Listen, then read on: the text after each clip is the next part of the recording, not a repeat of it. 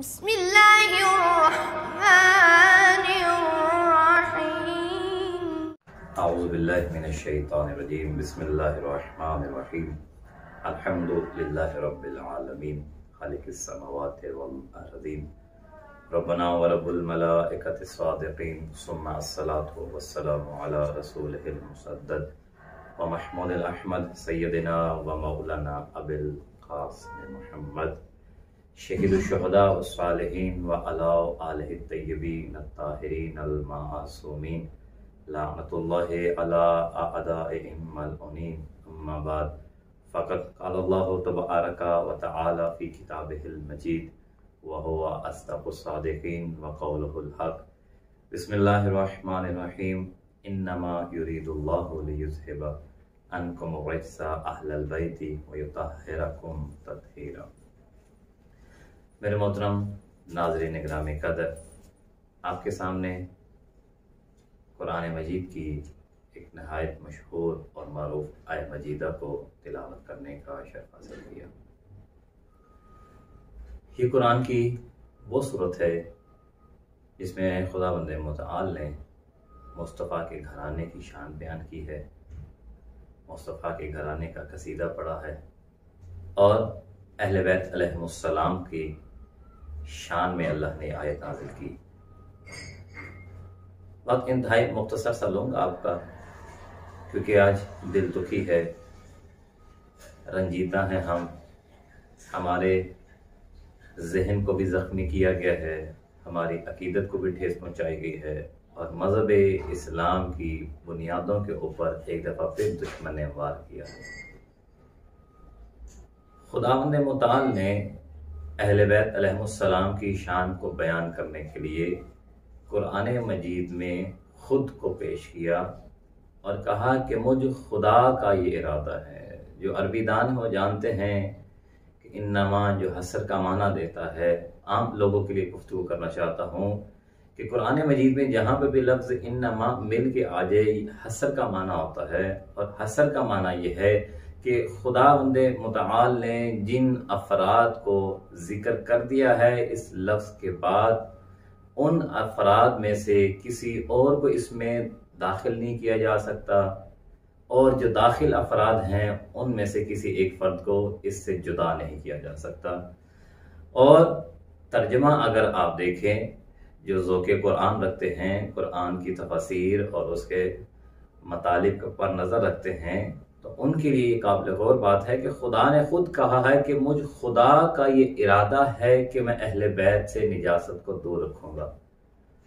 अब खुदा ने खुद कहा, अपने नबी से नहीं कहा, अपनी कौम से, अपनी मखलूक से नहीं कहा कि तुम इनसे अकीदत रखो या इनको तुम पाक रखो या तुम इन्हें पाक समझो, बल्कि फरमाया कि मैंने इन्हें पाक रखा है कि निजासत इनके करीब आ ही नहीं सकती। गैर मुमकिनात में से है कोई निजासत इनके करीब आ जाए। क्यों? क्योंकि दावा वो कर रहा है जो खालिक कायनात है, जो हम सब का रब है। अब खुदावंद मुतआल ने कुरान की इस सूरा और इस आया मजीदा में वाज़ेह तौर पर ऐलान कर दिया कि निजासत इनके करीब नहीं आ सकती और ये कभी भी ऐसी किसी शय से मुत्तसिफ नहीं हो सकते हैं। और दुनिया भर में हमारे बरादरान के यहाँ भी जो बुनियादी तौर पे चंद छोटी छोटी चीजों में अख्तलाफ रहता है, उस इख्तलाफ में से ये भी है कि वो लोग, हमारे बरादरान समझते हैं कि अहले बैत में ये अफराद भी शामिल हैं, ये अफराद भी शामिल हैं। क्यों? क्योंकि अहले बैत की अजमत अल्लाह ने बेहतरीन अंदाज में बयान की है।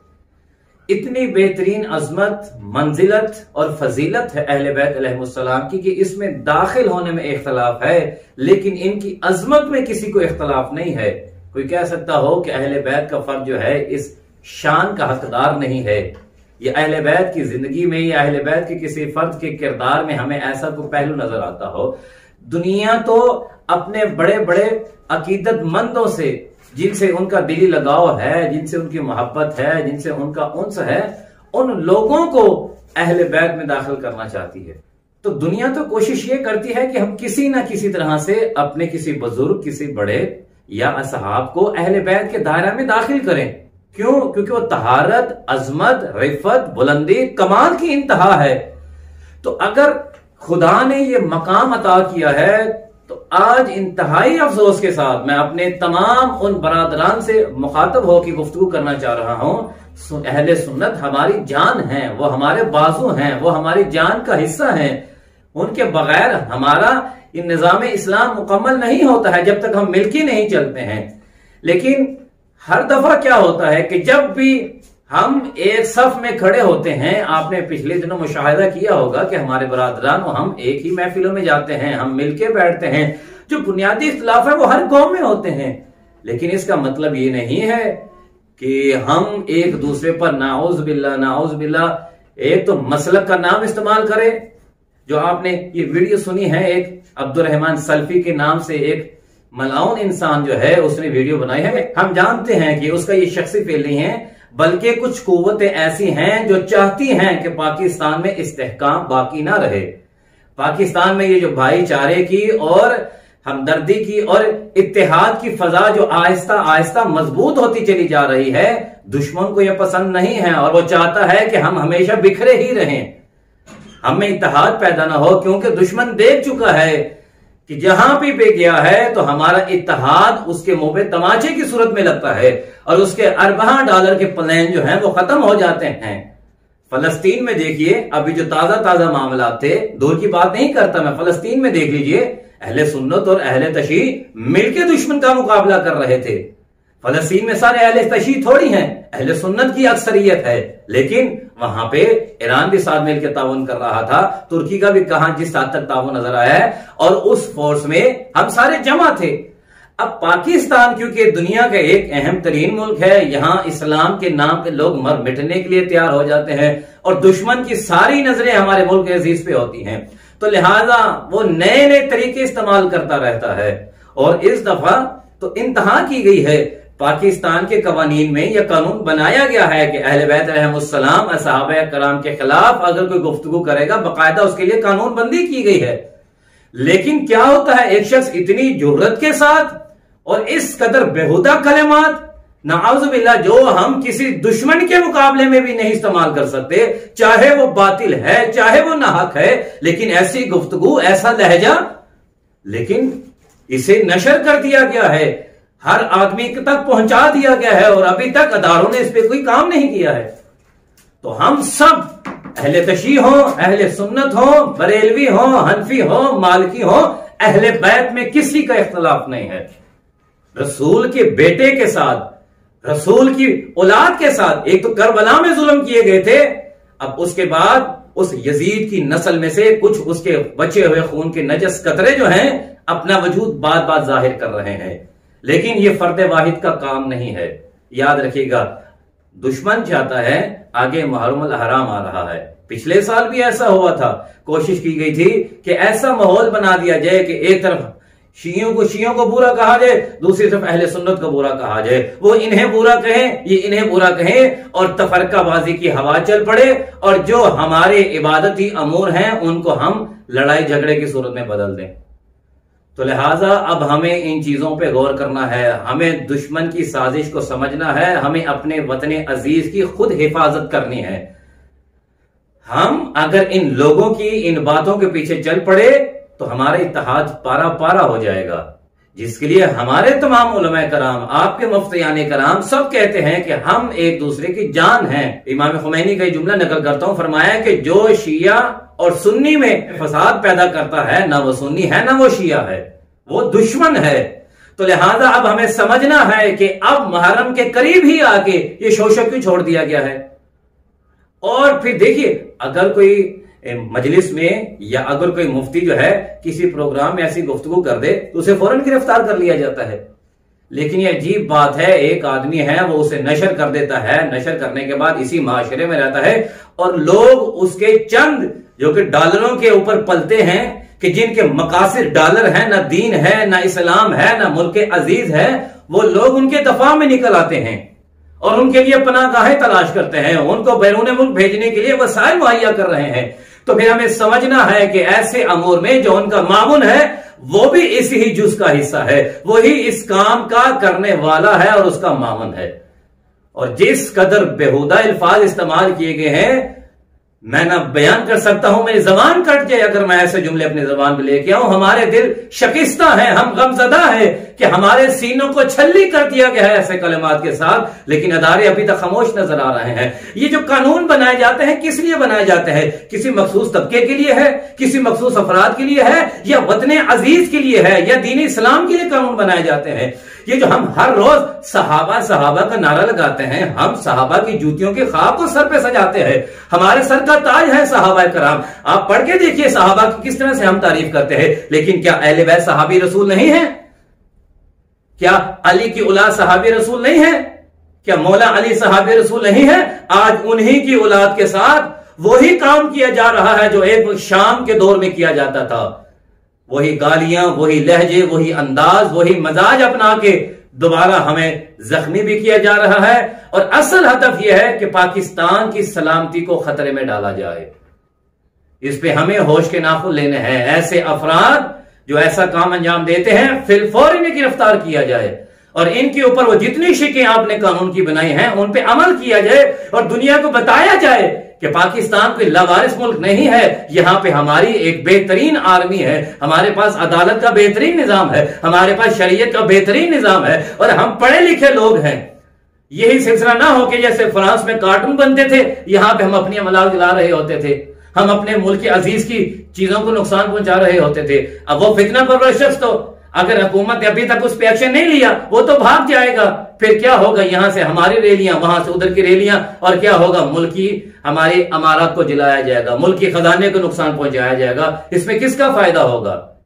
दुश्मन का फायदा होगा और अपने मकसद में कामयाब हो जाएगा। लिहाजा हमें यहां पे एक तो मिलके चलना है। जिस मसलक से, जिस मजहब से उसका ताल्लुक है, हकीकत में तो इस्लाम से उसका कोई ताल्लुक नहीं है। ये तो वही उसकी जबान की चाशनी के लिए चंद कलिमात हैं मुसलमानों वाले, वरना जो अहले बैत की शान में ऐसा नजर रखता हो वो इस्लाम से उसका कोई वास्ता नहीं है, क्योंकि अहले बैत इस्लाम से जुदा नहीं है। रसूल ने क्या फरमाया था? इन्नी तारिकुन फीकुम सक़लैन किताबुल्लाहि व इतरती, दो ही तो चीजें छोड़ के जा रहा हूं। अब ये जो इंसान बात कर रहा है ये अहले बैत की तौहीन कर रहा है। क्या ये कुरान के साथ है? क्या ये अहले बैत अलैहिमुस्सलाम के साथ है? इसका कोई वास्ता नहीं है दीन इस्लाम के साथ। और जो इसकी पुष्पनाही कर रहे हैं हकीकत में उनका भी इस्लाम से कोई वास्ता नहीं है। तो लिहाजा हम गुजारिश कर रहे हैं अपने हुकूमती अदारों से, हमें उनसे बड़ी उम्मीद है कि खुदारा आप आगे बढ़ें और वतन अजीज की सालमियत को बचाएं। ये दुश्मन है जो हर रोज नए नए अंदाज में फितने पैदा करता है और कुछ डॉलरों पे पलने वाले लोग जिनके पेट जहन्नुम की आग के अलावा कोई नहीं भर सकता है, वो इसमें लग जाते हैं और हमारे वतन अजीज की सालमियत के लिए खतरा बन जाते हैं। और वो तमाम मकातिब फिक्र के लोग, वो जिस भी मकतब से ताल्लुक रखते हैं, अगर आपके दिल में अहले बैत की मोहब्बत है, आप अपनी नातों में, आप अपने कसीदों में, आप अपने बयानात में जहां अहले बैत की मिदहत करते हैं, आज वो वक्त आया है कि अहले बैत की दफा के लिए आपको निकलना पड़ेगा और आप लोगों को ऐलान करना होगा कि ऐसे अकायद जो लोग रखते हैं उनका हमारे मसलक से कोई ताल्लुक नहीं है। ना वो सुन्नी है, ना वो देवाबी है, ना वो शिया है, ना वो बरेलवी है, ना वो हनफी है, ना वो मालकी है। आपके जितने इमाम हैं वो सब तो इनकी शान में कसीदे बयान करते हैं और ये इंसान कह भी रहा है कि मैं अहले सुन्नत हूं और तौहीन अहले बैत अलैहिमुस्सलाम कर रहा है। सातवें इमाम मूसा काज़िम अलैहिस्सलाम का नाम लेकर और नाउज़ुबिल्लाह अहले बैत के खानदान की मस्तूरात जो कि तहारत की मलका है उनके नाम लेके गलीज़ ज़बान इस्तेमाल कर रहा है। लिहाजा हमारी गुजारिश है उन तमाम अपने दोस्तान से, अपने सुन्नी बरादरान से, अपने मसाली के दूसरे मसाली के जितने लोग हैं, अब वो वक्त आया है कि हम दुश्मन को ऐसा जवाब इत्तेहाद की सूरत में दें कि दुश्मन की भी आंखें खुल जाए कि अगर ऐसा कोई फितना दोबारा पैदा किया तो हम दुश्मन को मिलकर जवाब देंगे।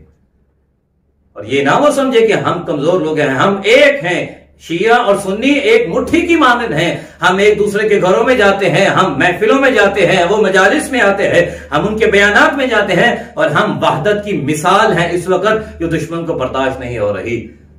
और बेखसूस मैं उन बानियान से जो मजालिस अज़ा में महल्ला राम में इनकाद करते हैं और जिक्र इमाम हुसैन अलैहिस्सलाम के लिए अपने कीमती सरमाया को सर्फ करते हैं, वो इन किस्म के फितनों को समझते हुए इस पे अक्ल और तदब्बुर से काम लेंगे और ऐसे किसी फर्द को जो है अपने मिंबर पे इजाजत नहीं देंगे कि वो ऐसी बात करे जो हमारे बरादरान के खिलाफ हो, कोई ऐसे नुक्ते को छेड़े, कोई ऐसी बहस को छेड़े, कोई ऐसा नतीजा निकाले जिससे हमारे बरादरान का दिल दुखता हो। वो ऐसे लोगों से इज्तनाब करे। क्यों कि ये लोग तो पढ़ के चले जाते हैं लेकिन हमारे लिए मुश्किल का सबब बन जाता है। हमारे बरादरान के यहाँ एक दूसरे की नफरतें बढ़ जाती हैं।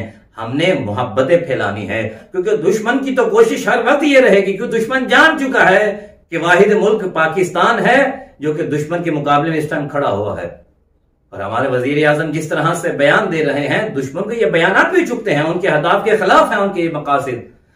अब हमारी जिम्मेदारी ये बनती है कि हम ऐसे मौकों पर अकल के साथ, शऊर के साथ, तदब्बुर के साथ इन मामलात को देखें और इसके नतीजे तक पहुंचे, ना कि हम एक दूसरे के खिलाफ रैलियां निकालना शुरू कर दें।